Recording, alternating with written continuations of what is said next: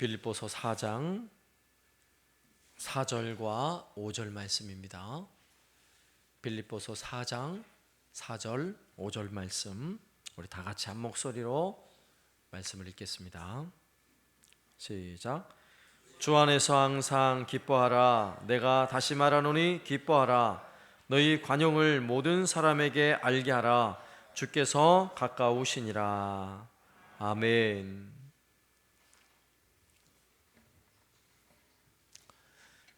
우리는 빌립보서를 통해 사도 바울이 빌립보 교회를 향한 이 사랑의 권면의 말씀을 계속 살펴보고 있습니다. 우리는 지금 이제 4장으로 넘어와서 사도 바울이 이제 편지를 마무리하는 이 시점에서 우리가 지난주에 살펴보았던 내용은 복음 안에서 큰 기쁨을 가지고 살아야 하는데 그 기쁨을 방해하는 것이 율법주의였고, 또 지난주에 살펴본 것은 교회 안에 성도들의 다툼으로 인해서 기쁨을 빼앗기는 이런 상황들을 살펴보았습니다.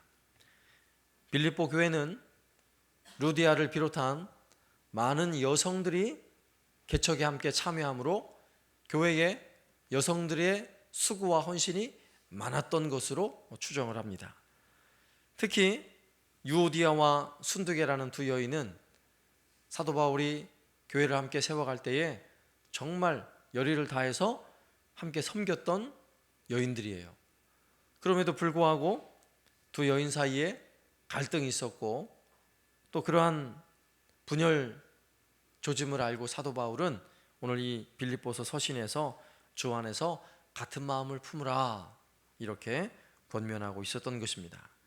그래서 우리가 지난 수요일에는 빌립보서 4장 1절 말씀을 근거해서 우리가 세 가지 문장을 배워보았습니다. 아하, 그럴 수도 있지. 그리고 두 번째는요, 사랑하는 집사님, 너무너무 보고 싶었어요. 그리고 세 번째는요, 역시 집사님 최고예요. 이런 마음을 가지고 우리가 서로 사랑으로 하나 되자, 이런 말씀들을 살펴보았습니다. 계속해서 오늘 우리가 읽은 4절과 5절 말씀은 이제 사도 바울이 이제 편지를 마무리하는 시점에서 계속 성도들을 향해 권면하고 싶은 이야기들을 이제 계속 성경을 기록해 나가고 있는데, 오늘 4절 말씀에 보면 주 안에서 항상 기뻐하라. 내가 다시 말하노니 기뻐하라. 이렇게 권면하고 있어요. 그리고 5절 말씀에서는 너희 관용을 모든 사람에게 알게 하라. 이렇게 권면하고 있습니다. 오늘은 이 두 가지 사도 바울이 권면한 내용을 살펴보려고 합니다. 먼저 항상 기뻐하라 하는 것이에요. 항상 기뻐하라. 어디서 많이 듣던 이야기죠? 데살로니가 전서 5장 16절 말씀에 항상 기뻐하라, 쉬지 말고 기도하라, 범사에 감사하라, 이는 너희를 향하신 하나님의 뜻이니라. 우리가 잘 알고 있고 또 암송하고 있는 그런 말씀이에요. 오늘 말씀에서 같은 의미의 말씀으로 항상 기뻐하라 라고 말씀하는데, 오늘 빌립보서 4장 4절에서는 주 안에서 항상 기뻐하라, 내가 다시 말하노니 기뻐하라, 두 번 반복했어요. 반복하면 뭐 하는 거라 그랬죠? 강조하는 거라 그랬어요. 강조. 기뻐하라, 기뻐하라, 제발 좀 기뻐하십시오. 사도 바울이 이런 말투로 빌립보 성도들에게 권면하고 있는 것입니다. 예수 믿으면 당연히 기쁜 거 아니겠어요? 예수 믿으면 안 기쁘세요? 기쁘잖아요. 예수 믿으면 당연히 기쁜 거예요. 그런데 왜 사도 바울이 항상 기뻐하라, 내가 다시 말하노니 기뻐하라, 이렇게 사도 바울이 이야기를 하겠냐고요. 여러분, 예수님 믿잖아요. 제발 좀 기뻐하십시오. 왜 이렇게 얘기하겠냐고요.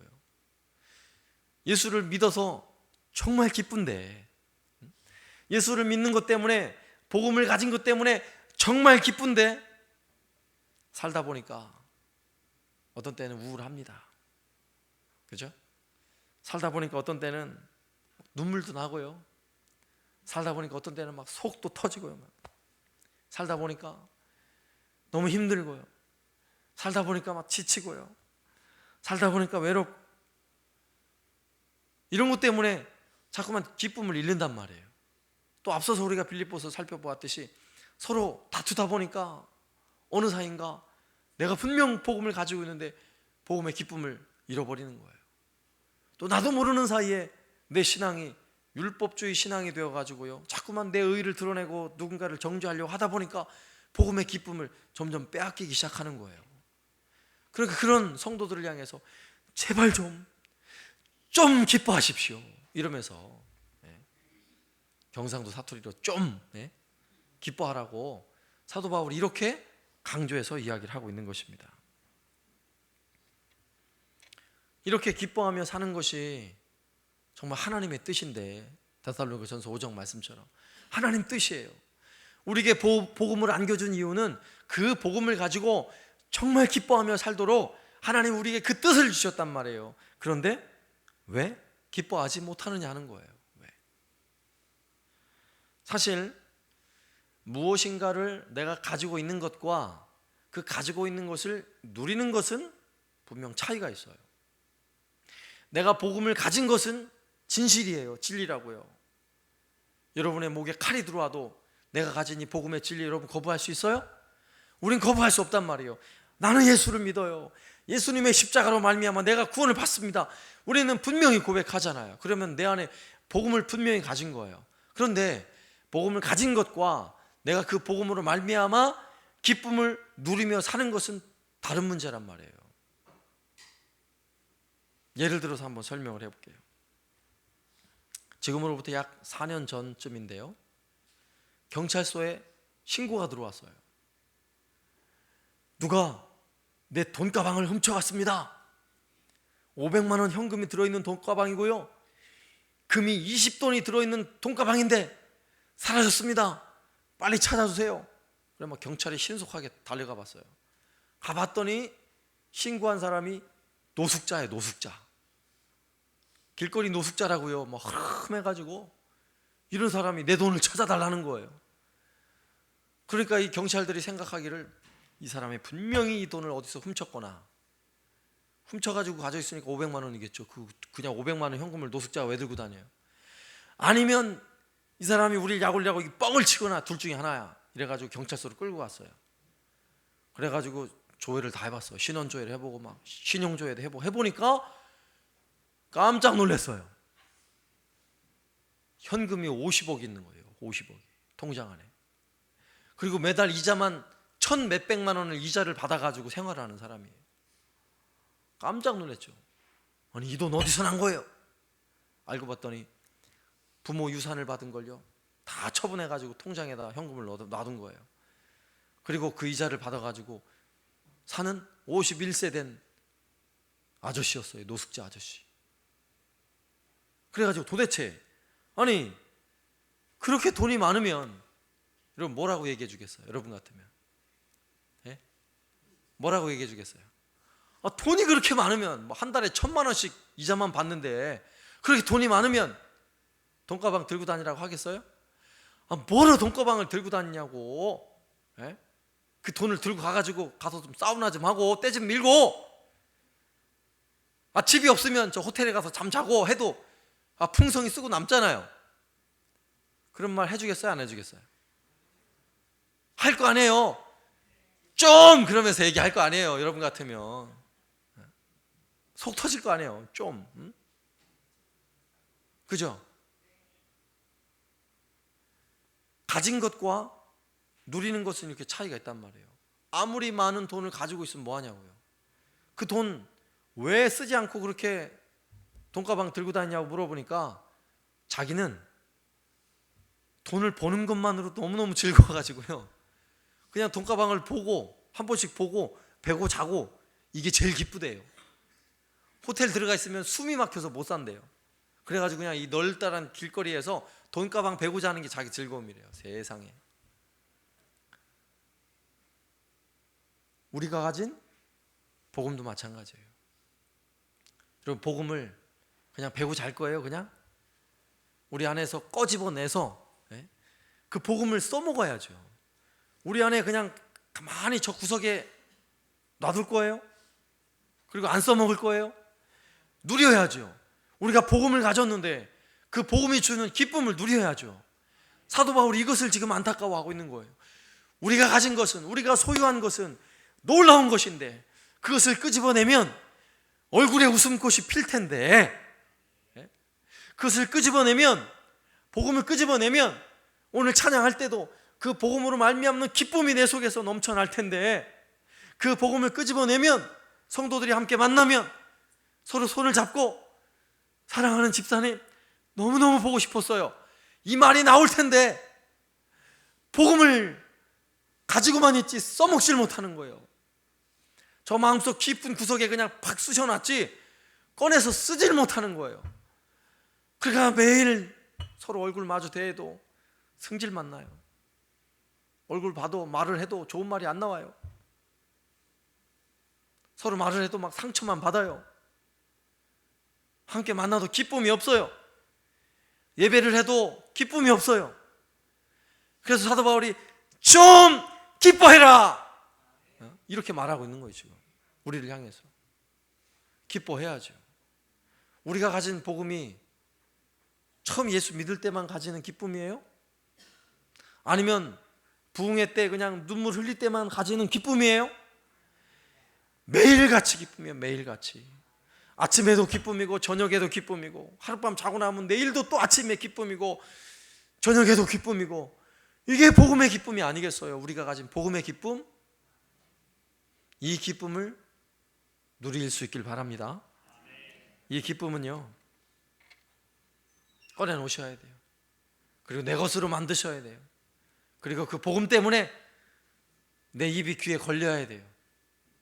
복음 우리를 늘 기쁘게 하는 것입니다. 복음 우리를 늘 행복하게 하는 거예요. 그 복음의 기쁨을 가지시길 바랍니다. 그런데도 여러분 얼굴이 아직도 기쁨이 없어요. 이렇게 얘기하는데도 인상 쓰고 계시면 어떻게 해요? 네? 이제 끄집어내야지 복음을. 그리고 기뻐하시기 바랍니다. 복음 우리를 너무너무 행복하게 하는 거예요. 복음 때문에 기뻐야죠. 세상에 다른 것 때문에 기쁘면 안 돼요. 복음 때문에 기뻐해야 돼요. 예수님 때문에 기뻐해야 돼요. 예수님 때문에 살맛이 나야 되고요. 예수님 때문에 행복해야 돼요. 끄집어내지 않으면 내 안에서 그냥 가지고 있는 것만으로는 기쁨이 될 수 없다고요. 그래서 사도 바울이 오늘 말씀에서 주 안에서 항상 기뻐하라. 주 안에서 잠시 기뻐하라고 말하지 않아요. 항상 기뻐하라. 내가 또 말하노니 기뻐하라. 기뻐할 수 있길 바랍니다. 옆에 분 한번 보세요. 기뻐하는지 안 하는지 좀 검사를 좀 하세요. 딱 보고 영 안 기뻐하시는 분은 좀 덜 기쁘세요? 기뻐하시기 바랍니다. 아멘. 자, 두 번째는요, 너희 관용을 모든 사람에게 알게 하라. 5절의 말씀인데요, 우리의 관용을 모든 사람에게 알게 하래요. 우리가 일반적으로 우리가 사용하는 관용이라는 단어는 넓은 마음, 넓어서 그냥 어떤 문제를 할지라도 다 덮어주고 용서할 수 있는 이런 마음을 우리는 관용이라고 말해요.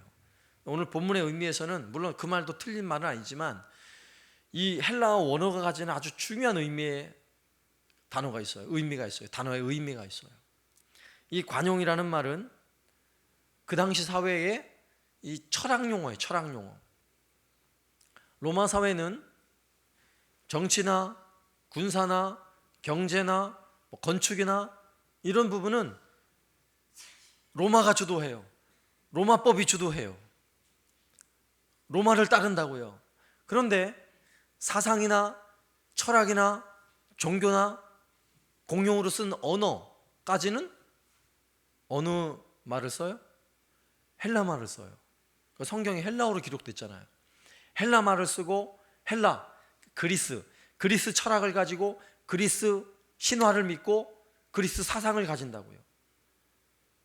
그래서 로마 시대 바로 앞 시대, 헬라 시대, 그리스 시대에는요 엄청난 철학이 그 시대를, 사상을 주도했다고요. 그 당시에 오늘날 수많은 철학자들, 그 유명한 철학자들이 그때 다 나왔어요. 그래서 오늘 관용이라는 이 단어도 그 당시 수많은 사람들이 쉽게 알아들 수 있는 단어인데, 이 단어의 뜻은 무슨 뜻이냐면 옳은 것보다 더 뛰어난 것, 이런 의미예요. 우리가 평소에 옳다고 생각하는 것 있잖아요. 그것보다 더 위에 올라와 있는 것, 더 높은 것, 이것을 말하는 거예요. 그러니까 옳다고 반드시 그게 좋은 게 아니잖아요. 예를 들자면 이거예요. 어린 아들을 낳았는데 아장아장 걷습니다. 얼마나 예뻐요. 아장아장 걸어요. 막 뛰다가 길거리에 팍 자빠졌어요. 그러면 얼른 가서 일으켜 세워주고 먼지를 털어주는 게 옳은 거예요. 그죠? 그런데 좀 교육적 가치를 위해서는, 더 높은 가치를 위해서는 좀 기다려줘야 돼요. 어떻게 해요? 지가 스스로 일어나는 걸 기다려주는 거예요. 그래서 예전 어른들은 얼른 일으켜주지만 요즘 신세대 엄마들은 안 일으켜줘요. 그래, 너 잘 달렸어, 얼른 일어나봐. 일어날 때까지 기다려주는 거예요. 그리고 지가 스스로 일어나요. 이게 뭐예요? 옳은 것보다 좀 더 뛰어난 가치가 있단 말이에요. 가치. 이 단어가 바로 관용이라는 단어예요. 음식을요, 식사를 하러 갑니다. 아주 맛있는 반찬이 쫙 차려졌어요. 조미료도 안 썼어요. 뭐 그냥 기본 산채나물이 5가지가 나왔어요. 생선도 노릿노릿 구워놨어요. 너무너무 맛있어요. 그런데 이 맛있는 음식을 차려놓고 누군가는 조금만 먹고 말아요. 왜 그래요? 왜 그러죠? 김경욱 집사님, 왜 그래요? 살찔까봐, 다이어트 하려고, 아름다움을 위해서 다 안 먹고 조금만 먹고 만단 말이에요. 맛있는 반찬 나왔을 때 다 먹어야 옳은 건데, 이런 사람은요, 좀 더 높은 가치를 두고 아름다움을 위해서 안 먹는단 말이에요. 물론 그게 더 높은 가치라고 늘 말할 수는 없지만 예를 들자면 그런 거예요. 우리가 평상시 옳다고 생각하는 것보다 더 높은 가치가 있단 말이에요. 이것을 사도 바울은 이 말을 써서, 보세요, 오늘 말씀에서 너의 관용을 모든 사람에게 알가라, 주께서 가까우시리라. 자, 주께서 오실 날이 점점 가까우고 있어요. 그러면 우리가 살아가는 이 땅에서 모든 사람이 생각하는, 옳다라고 생각하는 것보다 더 뛰어난 것이 무엇이겠어요? 무엇이겠어요? 신앙으로 사는 거예요. 믿음으로 사는 거예요. 신앙인답게 사는 거예요. 예를 들자면 주일이 되면 일을 열심히 하는 사람들, 돈을 많이 모으고 싶은 사람들은요, 주일도 쉬지 않고 열심히 일하는 거예요. 그러면 돈을 더 벌죠. 공부를 하는 아이들도 주일날 고3 되면 학교 가가지고 열심히 자율학습도 하고 가는 거예요. 공부를 해요. 그럼 공부를 더 많이 하니까 실력이 늘 수 있겠죠. 그러나 예수를 믿는 사람들은 그런 세상의 오름의 가치에 내 마음을 두는 것이 아니라 그거보다 더 뛰어난 높은 것에 가치를 두고, 어디에 가치를 둬요? 저 천국 하나님 나라 가치를 두고요, 예배하는 것을 소중히 여기는 것입니다. 이게 다른 거잖아요. 이런 것이. 예수 믿는다는 것을 알면요, 시장에 가서도 배추를 한 포기를 사도 예수 믿는다는 걸 아니까, 내가 교회 권사님이라는 걸 아니까 깎질 못해요. 깎아야 옳잖아요. 그죠? 그런데 내가 권사라는 걸 아는데 어떻게 깎아요? 못 깎아요. 이게 더 높은 가치를 추구하는 거예요. 이것을 관용이라고 말하는 오늘 말씀에서. 그러면 오늘 정말 주님이 가까이 오시는데 우리의 관용을 모든 사람에게 알가라 라는 의미는 과연 무엇이겠어요? 예수님 믿는 것답게 살라는 거예요.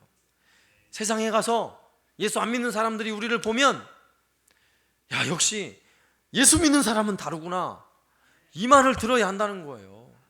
우리도 세상에 사는 사람들과 똑같은 가치를 가지고 예수 믿는 사람이나 예수 안 믿는 사람이나, 에이, 그래, 똑같아? 부끄러운 거예요. 주님이 오실 날이 점점 가까워오고 있어요. 그렇다면 우리는 어떻게 살아야 하는 거예요?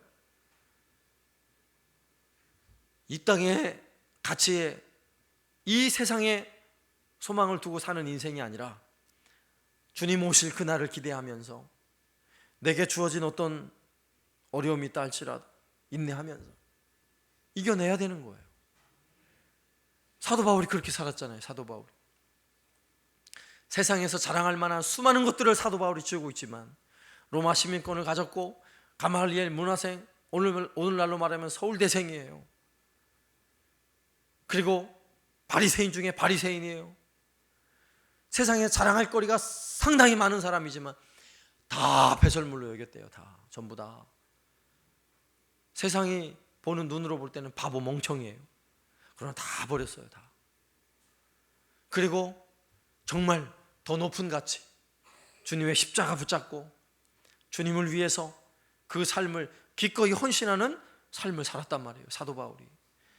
그래서요, 비록 빈곤에 처하더라도, 때로는요 채찍에 맞더라도, 때로는 죽음의 고비를 넘기더라도 하나님이 내게 주신 이 복음과 이 은혜로운 사명이 너무나 귀해서 생명을 걸고 그 일을 감당하는 거예요.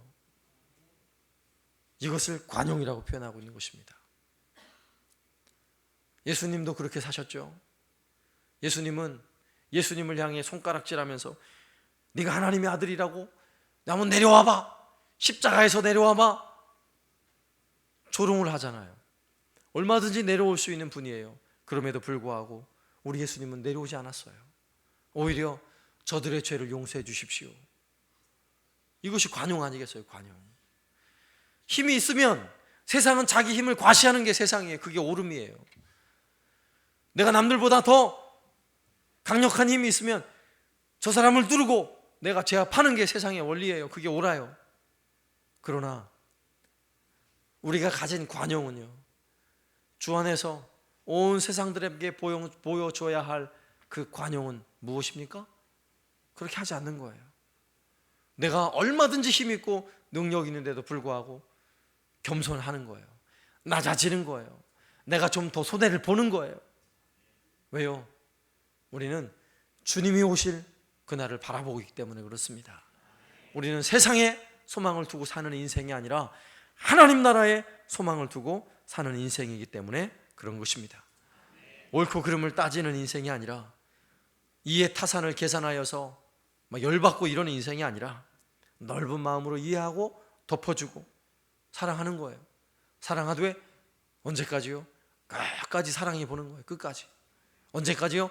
주님 오실 날까지 끝까지 사랑하고 용서하고 관용으로 덮어주고 포용해 주면서 그렇게 살아보는 거예요. 여러분, 그러면 기쁘지 않겠어요? 그러면 내 안에 가진 복음이 나로 하여금 얼마든지 거뜬히 그 일을 감당할 수 있도록 새 힘을 주지 않겠냐고요. 사도 바울이 오늘 말씀을 통해 빌립보 성도들과 그리고 오늘 우리에게 전해주는 소중한 교훈인 것입니다. 끝까지, 주님 오실 때까지 내 안에 가진 복음을 가지고 기쁨을 누리시고 끝까지 넓은 마음으로, 관용하는 마음으로 세상의 모든 사람들에게 내가 예수 믿는 사람이 적어도 이 정도야 떳떳이 보여주며 살아갈 수 있는 저와 여러분 되시기를 살아계신 예수님의 이름으로 축원합니다. 아멘.